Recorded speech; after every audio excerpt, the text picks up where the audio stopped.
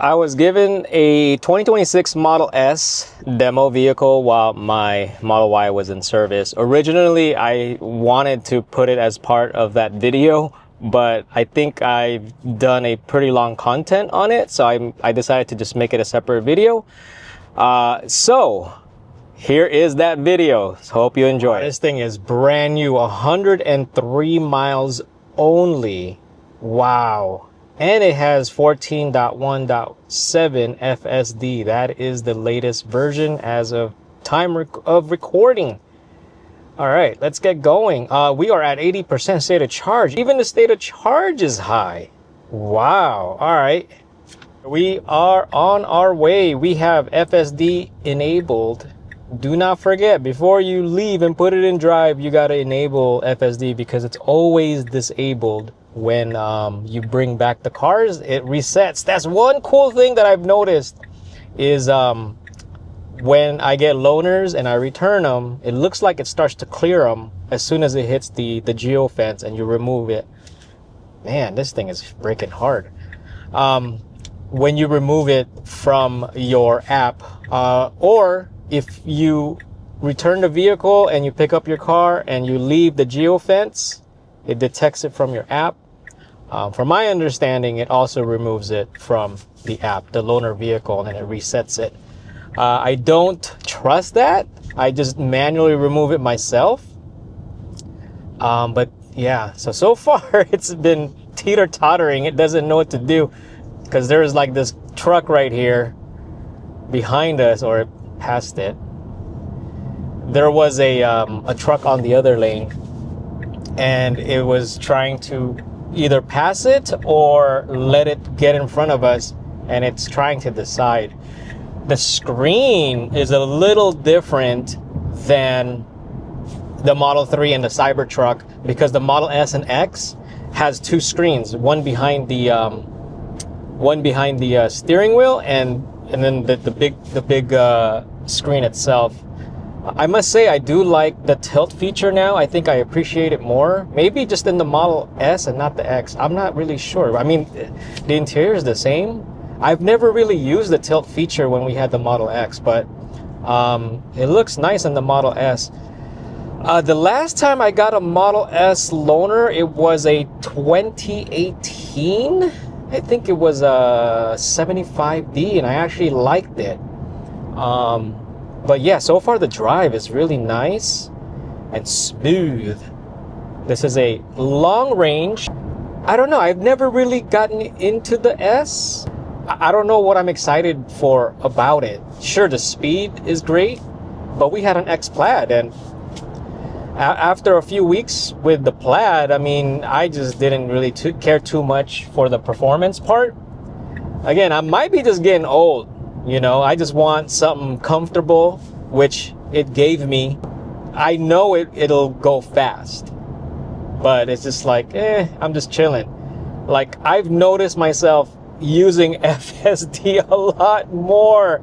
I've changed my mind about FSD. But yeah, so this has been pretty smooth so far. I think suspension-wise, this is much softer than the Model Y Juniper. But of course, you can adjust the dampen on the Model S and the X. You could firm it up, you could soften it up, you could control all that stuff because of the adaptive suspension. You could adjust it. So that's pretty cool, this FSD. So that lane is closed up ahead, and it knew to stay on this left lane instead of staying on the right lane. Even though these two arrows right here say that it's open, you would have been stuck here. Good job, FSD. So I'm checking out whenever it does the right and left turn signals on the screen behind the steering wheel. It now shows the camera view depending on which direction you're going, and I don't like it. I don't like it. It looks like it has like vignetting on the corners. Maybe if they would have made them square, it would have been better, but I don't like them. I like the Rivian one better. All right, so we brought it home. I am a little curious of what kind of space we have, but we're gonna look at the trunk first.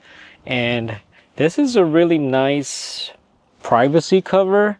I really dislike the Model Y Juniper version. I think last generation's cover is better. I think I never had any experience with it because mine didn't come with it, because towards the later years of the previous generation they started adding the privacy cover, but the Juniper ones, I really dislike it. It's what is the word I'm looking for, just like big and bulky and not designed really well. So I'm hoping that this one is, it seems like there's a magnet on the edges, because it just snaps right on, and there's only one fold, right? Oh my goodness, that's nice. Okay. Yeah, this is much nicer. I've already scratched the wall of my Model Y from that privacy cover. I wonder if there is like a storage space for this cover here, because if you're traveling and you want to get rid of this, yeah, I don't think there's really a space for it here. You just have to leave it, although it does fold fairly flat, so it may not take up too much room. One of the things that I like about the Model S, the trunk space is really big. Similar to the Lucid Air, the trunk space is just huge. So if we remove this, there is a sub trunk, the mobile connectors here, and oh, but there is none here. Let me see.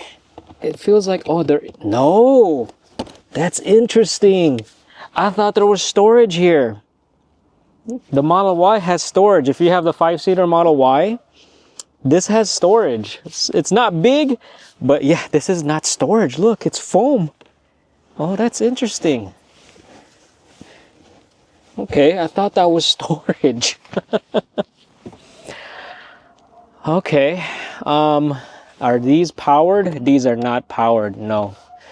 Tesla, what are you doing? These need to be powered. Why is the Model Y have powered rear seats? This is a more premium car and it's not powered. Wow. And it looks like the middle, there's no pass-through. I don't think there's a pass-through. Let's go ahead and open that up. Let's lock it back. Yeah, the trunk space, if you put the seats down, the second row rear seats will fold down flat, so you have bigger space. But I'm curious about road tripping, and we're usually 5 people, 4 or 5 people, so you can't fold down the rear seats. So what I'm going to do is I'm going to put stuff here that we normally bring. So the left side actually has, I don't know if you could see that, but the left side has a hidden compartment, I guess. I don't know. That's where I normally put my bottles. Nothing here, although there is like a cargo net here. But yeah. Okay, so normally we bring one big suitcase and sometimes one little one, but the giant suitcase is where we put the boys' clothes as well as Abby and I's clothes. That way we just bring one giant suitcase and not have to bring little suitcases for each person. But yeah, so this is what we normally use. And let's see what we could do. Maybe take the mobile connector out, and we're not going to bring that. Usually we don't bring it. So that fits in the sub trunk, but because of its height, you cannot put the floor anymore. Then we have a cooler. This one is one of the bigger coolers that we bring. It looks like it's still gonna close. It's fairly tall, but that's one of the coolers that we'd bring. I mean, the other coolers that we have, the electric one, it does have a 12-volt adapter, but we don't bring that one all the time. But this simulation or example is if we were going to Las Vegas, this is what we would bring. So the cooler looks like it's gonna fit. And then we have a little suitcase, a carry-on, And it looks like, wow, this is a huge like trunk. So then we would have another like backpack, maybe 2 or 3 backpacks that should fit along here. And then some bags for snacks and stuff. But for sure, we're not going to be bringing this privacy cover or the floor anymore. So we probably could bring the mobile charger here because there's still room here. And yeah, so this is where we would probably put backpacks and stuff, loose bags. There is still room here. I don't know, about 5 inches. And yeah, we have a few more right there, more room. Let's make sure it closes. Yes, it closes. Look at that. All right, now we still have the Frunk. All right, one of my biggest pet peeve for the Model S and X, because I just got it in my Model Y and I have it in my Cybertruck and R1S. Yeah, it's not powered. Come on, Tesla. These are your premium vehicles and no powered Frunk. Come on, y'all. Ooh, look at that. Look like someone did a Frunk or treat because there's a Tootsie Roll right there. Oh boy, they didn't clean the Frunk. All right, whoever had this last, come on, man. Shame on you. Oh my goodness. I had planned on putting my Anker Solix battery, portable battery in there, but it's like dirty and icky. And there's like liquid stuff in there, melted chocolate. Oh man, I don't know if I want to do it. Okay, hold on. Let me see what I could do because I am curious whether or not it's going to fit. Okay, so I put it like slightly on that incline. It looks like it's going to fit. I'm sure it's going to fit even better if it's down there because it's deeper, because it goes up a little bit. But yeah, it should fit. You know what's interesting? I didn't realize it. But the Model S, like Frunk, the hood, there's no foam around here, unlike in the Model Y. I didn't know that. Or does it normally come with it and this one just didn't? I don't know, but there's a bunch of tape and stuff here. Maybe someone did do a Frunk or treat here. Man, y'all, if you get loaners and stuff, come on, man. You guys got to be a little bit more... man. Anyway. See, but the powered Frunk would have been an easy install here, it looks like, because the struts are right there. Tesla, come on, power Frunk, factory install. Look at that, the struts are right there, unlike in the Model Y, they're just hard to reach. If you haven't seen my power Frunk video for the Juniper, please go check it out, but man. But it looks like the Anker Solix will fit here, along with other things. But because of its current condition, I can't really do anything else. I don't want to touch that. That's nasty. You know what I forgot to add is our cart. Look, it fits. So it'll probably be tight now for backpacks. I guess you could fit one backpack in the Frunk with the battery. And then, oh yeah, well, one more backpack here. And then someone can just carry the backpack on their lap. But the rear seats are nice and big. This rear area, oh gosh. And it now has screen here, back here. So, but yeah, this is a surprise. How do you... Yeah, I can't figure out how to lower this, but when I Googled it, it said in some situations when you're on a slant, which I am on the driveway, it may not fold down. But yeah, this is the entire thing will fold down. There's cup holders. I could feel it. I just can't like fold it. I don't want to break it. As far as leg room, there is plenty of leg room here. You could sit 5 people comfortably and easily, and lots of headroom as well. And this glass is from front to back. There is no like divider like in the Model 3 or the Model Y. The Model 3 is more towards the rear, and then the Model Y is like halfway. But yeah, this is nice. Just my initial driving impressions, it's a very comfortable drive, very similar to the Model X. The Model X just sits higher, obviously.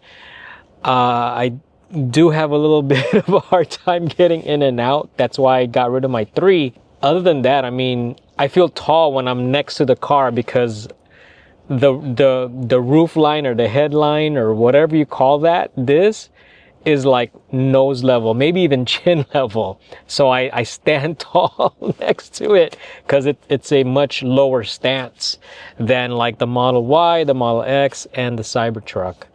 I know this will fit in the garage. My cousin brought his Model S here a few years ago, and it does fit in my garage. So, but I was just curious. I imagine taking road trips on it, and I'm pretty confident that it'll be a comfortable road trip.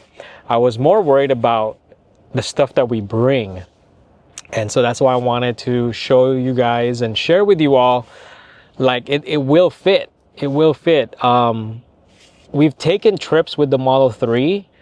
It is a smaller vehicle compared to the Model S, but we were able to do it with 5 people, 3 adults and 2 kids.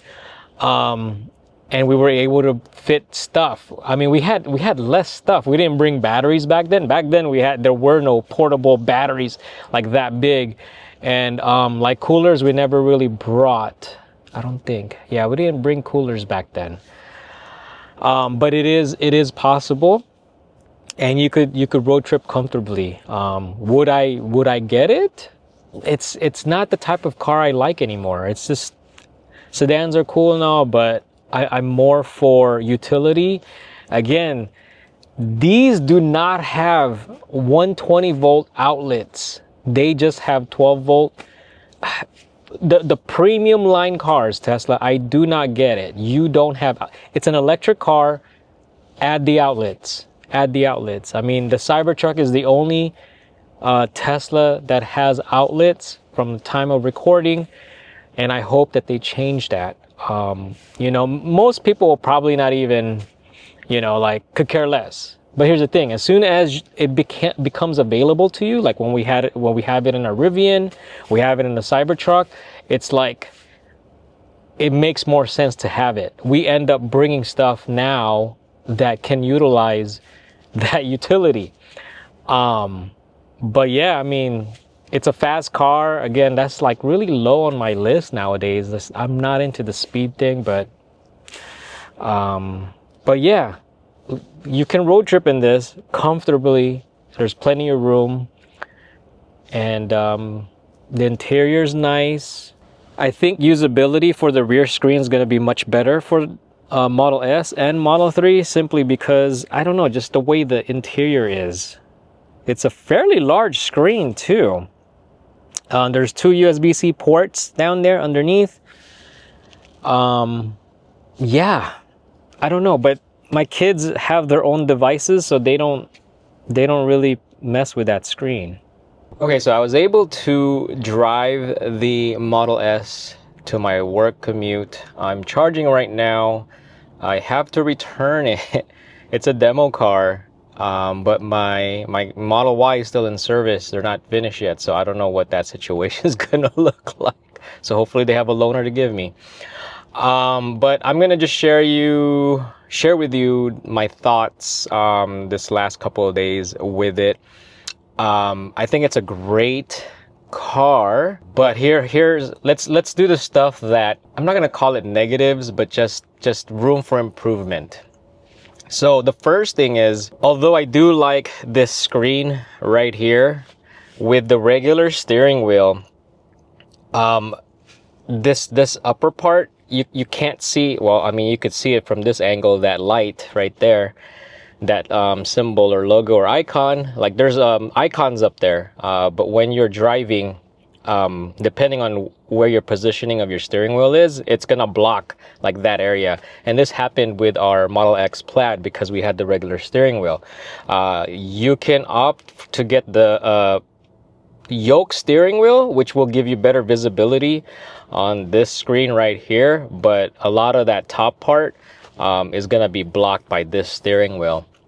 Now the Rivian does have a behind the screen behind the steering wheel, but because of the shape of the steering wheel on the Rivian, I think it has a better design because you could see the entire screen.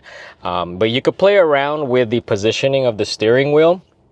But the way I drive, it just, unfortunately, it just blocks that area.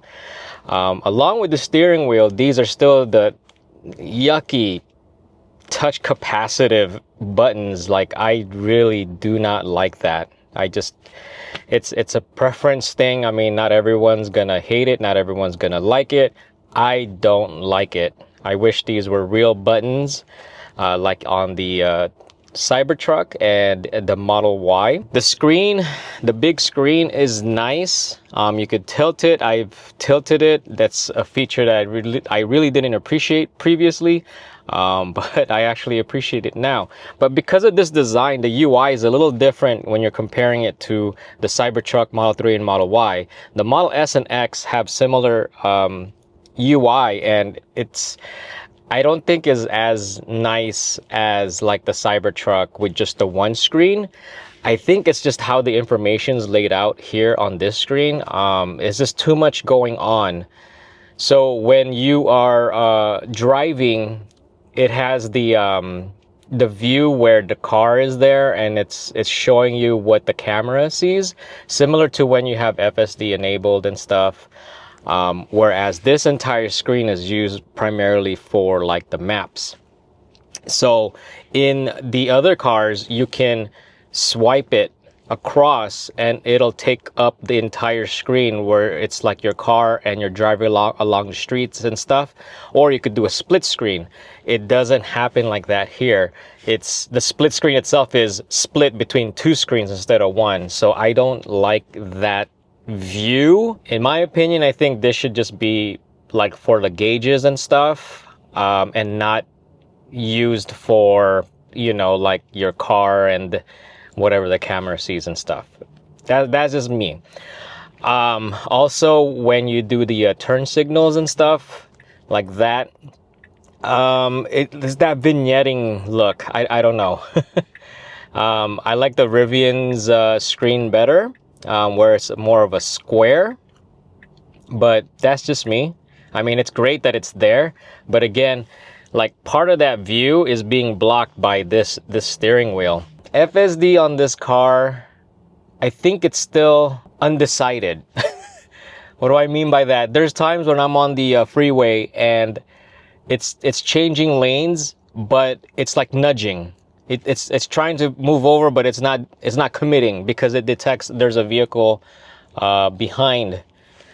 And the distance is far enough to where it could safely merge into the next lane, but it's not confident. So I don't know if it's just because it's fairly new car, with just over 100 miles when I got it. I don't know. With FSD also, if you're getting out the parking lot, the car sits low. FSD doesn't know that it's sitting low, that you'll scrape your front bumper lip, and it has happened 2 or 3 times already. So if you get one, maybe don't use FSD in the parking lot. Get out if like that entryway it has a dip or anything, or it's pretty deep. Yeah, don't use FSD because it won't slow down, or it won't turn or go out in an angle. You're gonna scrape. So yeah, just keep that in mind. But yeah, so FSD's okay on this V14.1.7 compared to the Model Y, where I think it was much more confident. I mean, I would love to get one, but not as a daily, because it's just getting in and out of the car. I don't know. It's just I can't do sedans anymore. I think it's a great daily car. It has a good efficiency. Let's actually take a look at the efficiency. Right here I've driven 138.2 miles, 31.3 kilowatt hours of energy used, and 226.8 watt hour per mile. I was driving in is it comfort? Yeah, drive mode is comfort. So acceleration is chill, but I mostly drive in traffic here in Southern California. But yeah, I think the drive is great. I think it's very comfortable. The cabin is quiet. It does have noise canceling, just like the Model X does. The cabin actually has noise canceling technology, so it'll reduce a lot of the outside road noise and stuff. But it's pretty much a Model X, but in sedan form, just like the Model X is a Model S in a higher form factor. I'm not going to call the Model X an SUV because the U in SUV is utility, and the Model X lacks a lot of utility compared to other SUVs. But I'm not going to get into that. If I were to get one, I would probably get one used. That's just my opinion on it, because depreciation on these things are terrible at the moment. But with that said, you could probably get a good deal on a used Model S.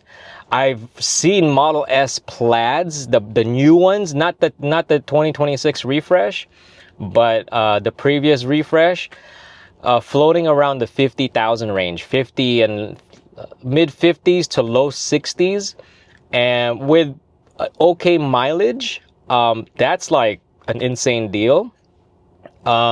There's 3 generations of the Model S. The 2013 to 2016, I think, is the first one. If you could find a good one there in good condition, I wouldn't pay more than maybe $12,000 for it. It's probably going to be high mileage, and those batteries, I don't know. I wouldn't road trip in them, that's for sure. Even if they come with unlimited supercharging, depending on the configuration, you're probably not going to charge fast anyway, and you're going to be charging frequently, because not only because of the smaller battery, but because the range is not going to be there.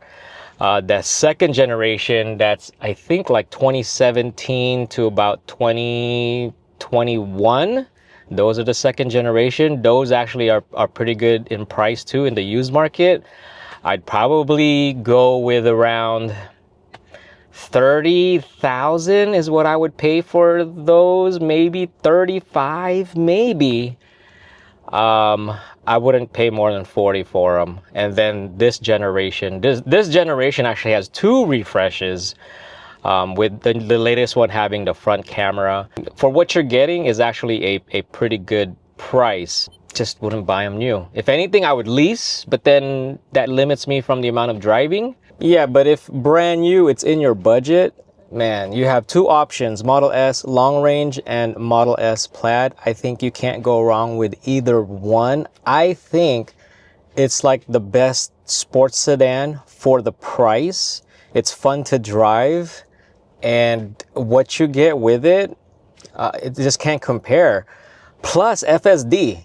So no other car is even close to that FSD technology. At the time of this recording, there's no other technology like close to what FSD can bring.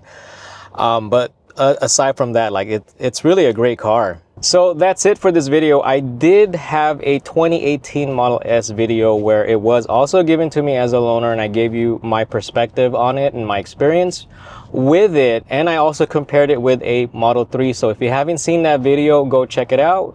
But thank you for watching. If you liked the video, please like. If you haven't subscribed, please subscribe. And if you are going to be buying a Tesla, your first Tesla, please do consider using my referral link. Thank you for watching, and I'll see you on the next one.